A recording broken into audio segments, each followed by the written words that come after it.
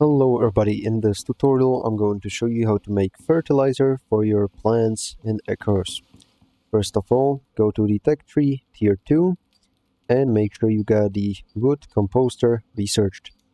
After that, go to your crafting bench, or in my case machining bench, and go ahead and craft the wood composter.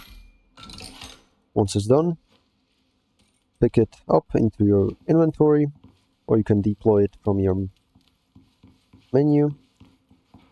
Place it, press F to interact, and here you're gonna see some recipes. The first one is a basic fertilizer, which you can craft by placing the spot plants and dirt inside of the wood composter. This is going to take some time, so we're gonna skip it. So once it's done crafting, you want to pick it up into your inventory.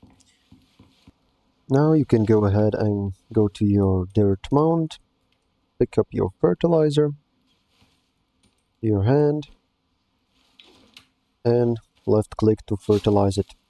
This is going to give you some experience in the top left corner, and it's also going to speed up the growth process.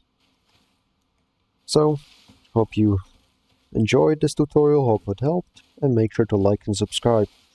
See you in the next one.